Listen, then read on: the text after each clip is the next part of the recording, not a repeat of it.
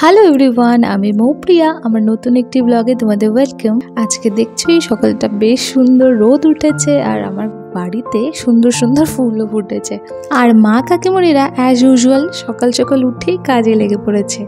মা স্নান টান সেরে পুজো দিয়ে দিচ্ছে আর ওই দুই কাকিমণি রান্নাঘরে। আর এই কাকিমণি কি করছে জানো? কাল তো সবাই চলে যাবে, তারপর আমার একা একা রান্না করতে হবে, তাই আগে থেকে একটু মশলা রেডি করে দিয়ে যাচ্ছে। দুপুরবেলা খাওয়া দাওয়ার পর একটু রেস্ট করে সন্ধেবেলা মাদের ছাদে নিয়ে এসেছি। আমার ছাদে তো অনেক কবিতর তোমরা জানোই, তো ওইগুলোই দেখাতে নিয়ে এসেছি। একটু খাবার দিয়ে সবাই আমরা একটু আড়াল হয়ে দাঁড়িয়েছি কি যদি ওরা নিচে আসে।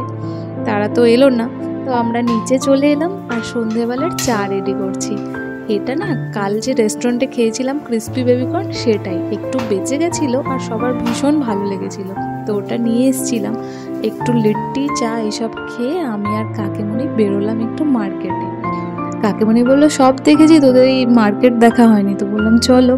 আর এসেই আমরা চুড়ির দোকানে ঢুকে পড়েছি। বুনুদের জন্য একটু চুড়ি কিনে পাঠাচ্ছি। এখানে ভীষণ সুন্দর সুন্দর চুড়ি পাওয়া যায় আর এরম অনেক দোকান আছে। এই চুড়িটাকে দেখো, এটা কি সুন্দর লাগছে না? এরম অনেক অনেক কালেকশন এই দোকানে। অভি আমাকে প্রথম যখন নিয়ে এসেছিল, এই চোখ ধাঁধানো কালেকশন দেখে তো আমি অবসেসড হয়ে গেছিলাম। মাঝে মাঝে এখানে আমি চুড়ি কিনতে আসি, তো এবার ভাবলাম বুনুদের জন্যও একটু পাঠাই। এই যে দেখো, এত এত ডিজাইন। আমাদের ওখানেও দোকান আছে, কিন্তু এত ডিজাইন পাওয়া যায় না। তো আমি একটু রাখিও দেখছিলাম, এটা রাখির সময়ের ভিডিও, তোমরা বুঝতেই পারছো। টুকটাক কেনাকাটি করে আমি আর কাকিমণি বাড়ি চলে এলাম। বাড়ি গিয়ে তোমাদের দেখাচ্ছি আমরা কি কি নিলাম। এটা ভাইদের জন্য কিনেছি। আমার এক দুজন ভাই আছে যারা চা খায় না, ওদের জন্য আর কি পাঠাবো বুঝতে পারছিলাম না। এটা পাঠিয়েছি আমার বুনুর জন্য, ও কফি খেতে ভীষণ পছন্দ করে। পুচকুনি বা বাদ যায় কেন, তার জন্য এই যে ক্লিপগুলো নিলাম ছোট ছোট, কি সুন্দর দেখতে না? আর চুড়িগুলো তো তোমরা দেখলেই, বুনুদের জন্য নিলাম। এমন নয় কি ওইসব পাওয়া যাবে না ওখানে, কিন্তু মা কাকিমণিরা যাচ্ছে তো আমারই মনে হলো কি ওদের জন্য কিছু পাঠাই।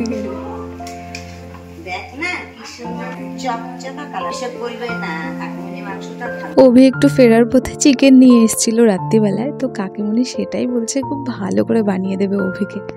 পরের দিন সকাল হয়ে গেছে আর আমার মনটা একটু খারাপ, আজকে মা কাকিমণিরা বেরিয়ে যাবে। এই কদিন মা রোজ সকাল বিকাল এসে এদেরকে খেতে দিচ্ছে, একদিনও ভুলছে না। আজও সকাল সকাল উপরে ছাদে চলে এসছে। কিন্তু আমি আর অভি যখন আসি, কবিতাগুলো এত সুন্দর ওড়ে ছাদে, মা কাকিমণিদের সেটা আর দেখাতে পারলাম না। দেখো, খাবার দেওয়ার সাথে সাথেই ওরা চলে এসছে। আসলে সময়টা জানা হয়ে গেছে, তো কদিন তো বেশ মজাই কাটছে। আমরা চলে গেলে আবার ওদের অসুবিধা হবে। চলো নিচে যাই, মা কাকিমণিরা রেডি হচ্ছে আর একটু জলখাবারের ব্যবস্থা করি। আর অভি বললো চাটা আজকে ও নিজেই করবে, তো চা করছে আর চায়ের সাথে লিট্টি দেবো। এটা ভীষণ পছন্দ আমাদের, তো আজকে এটা দিয়ে জলখাবার করে মা আর কাকিমণিরা আজকে বেরোলো। আর নিচে গিয়েই আমার এই ফুল গাছে আবার আটকে গেছে কাকিমণি, বলছে এত সুন্দর ফুল গাছ, আমার একটু ফটো তুলে দে। ফটোটা তুলে সবাইকে বাই বলে আবার আমরা বেরোলাম। আমিও যাচ্ছি অভির সাথে স্টেশনে মাদের ট্রেনে তুলে দিতে। কাটিহার যাচ্ছি আর একটু টেনশন হচ্ছে, মারা প্রথমবার এত দূরে জার্নি করছে আর তাও একা।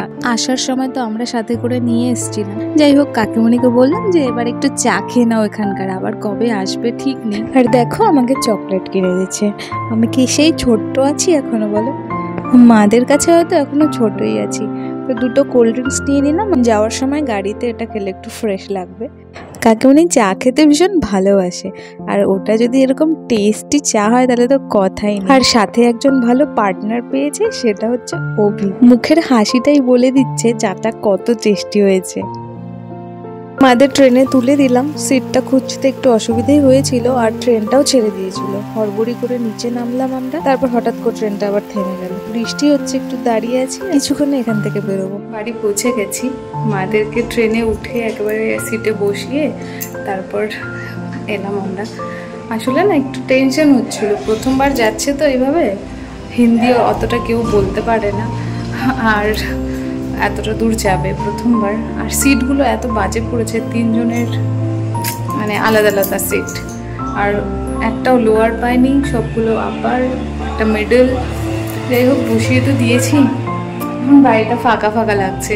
কয়েকদিন খুব হই হুল্লোড় করে আমরা কাটিয়েছিলাম। একটু তো মনটা খারাপ লাগবেই, মাদেরও একটু মন খারাপ হয়েছিল, মা কাকিমাদের।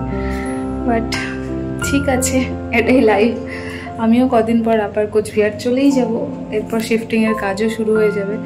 তো আজকে ভিডিওটা তোমাদের কেমন লাগলো জানিও, ভালো লাগলে লাইক কমেন্ট করো আর সাবস্ক্রাইব করতে ভুলো না। চলো, তোমাদের সাথে দেখা হচ্ছে এরকমই আরেকটা নতুন ব্লগে, ততক্ষণের জন্য বাই বাই।